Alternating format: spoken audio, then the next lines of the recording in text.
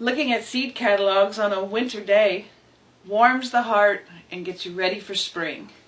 Hi, I'm Annette Heistoffer, Davis County Extension Agent for Horticulture, and today I'm joined by my Master Gardener friend, Pat Cannell. He's one of the Master Gardeners who had recently finished the class, and he has some questions today about selecting seeds from catalogs. Annette, my first question is, why use a catalog? Why not just go down to one of the local box stores and pick up some seeds? We have a lot of great opportunities locally, but many times there's just not quite the selection that you want. So catalogs... I know, I was looking there, pages and pages. Pages and pages, kind of drool over all of it, but you want to order everything, but of course we can't. Right.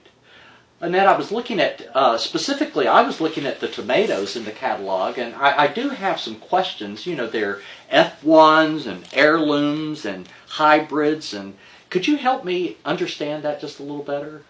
Yes, the F1 means it's a hybrid. Right. It's a cross between two different parents. Then the heirloom is one definition saying that it's at least 50 years old. Okay. So there are different definitions for it, and many times it's an open pollinated population versus a hybrid. And what does open pollination mean? Open pollination means it's different plants just able to pollinate amongst themselves, but it still keeps the genetics true so that you'll still have the same one back again. It may not have the vigor like a hybrid, an F1. Okay. Do you see any symbols for disease resistance? That's really important to also select from. Oh, no, I didn't see that. Can you help me out? What are some of the symbols for disease resistance? Well, it does depend upon the key, but you are looking for things like resistance to viruses and Fusarium and Verticillium, especially in tomatoes. And that typically is in the description. It will have that if they're disease resistant? Yes, they do. Okay. Yes, they do. And it's important to look for that disease resistance because that, again, helps you to increase your yield.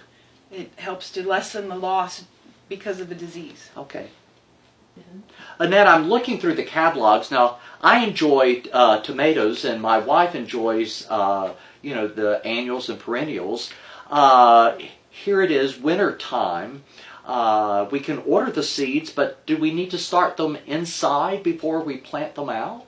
Or it just depends? Or partly it just does depend, but you also made a good point that it is too early to start seeds just right now. Because if you have a nice plant and you can't put it outside in the garden, then it just begins to stretch. And spindly. And it's not a good transplant. Also, for perennials, it usually takes planting the seed this year, and next year it will bloom. So it usually takes 2 years. If you get it as a plant, then it has a vernalization treatment already at the nursery, then it may bloom this coming year. But by seed, it takes 2 years. Well, my wife in her flower garden, she likes to kill two birds with one stone and have the flowers, but also the flowers for, the pollinators for butterflies, hummingbirds. And I have heard that heirlooms are often better flowers for butterflies, bees, hummingbirds. Is that true, or it just depends? It just depends again, because sometimes when we're trying to breed for certain traits, we lose other traits.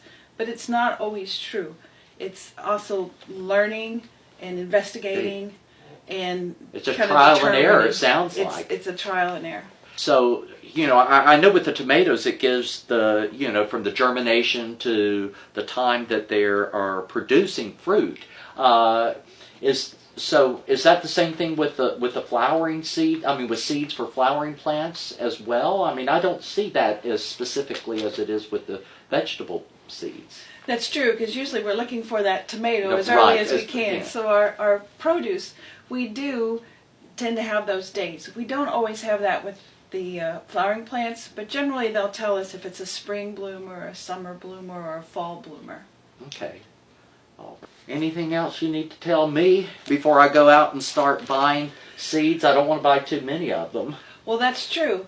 You need to plan first in your garden make sure as you're looking through the catalog that you see how many seeds may come per ounce. Okay. If it's only in large quantities, then find another master gardener or friend and share.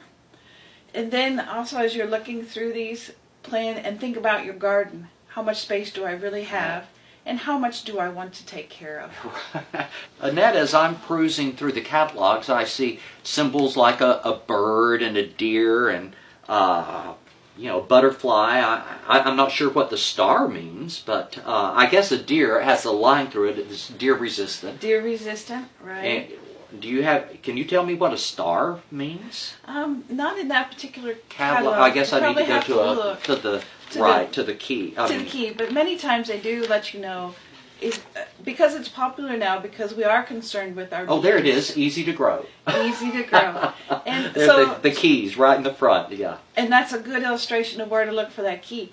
Also in the front, you'll find the zone. Okay, so yes, here are the zones, and it looks like we are in zone 6. Yes, we are. Okay. And it's important to look for plants for that particular zone, especially our perennials, trees, shrubs, and any of the flowering perennials, because that means they're suited for this growing condition and they will survive here.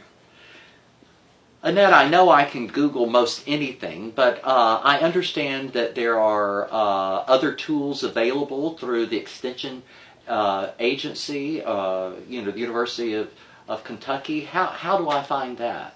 You can go to the website. It's www.ca.uky.edu.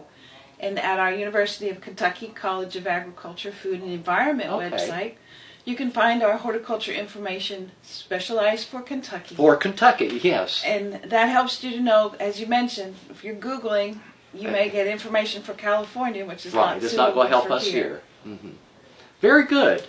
Well, I look forward to the springtime to see my seeds growing. Me too. Great conversation, and thank you. Thank you, Annette.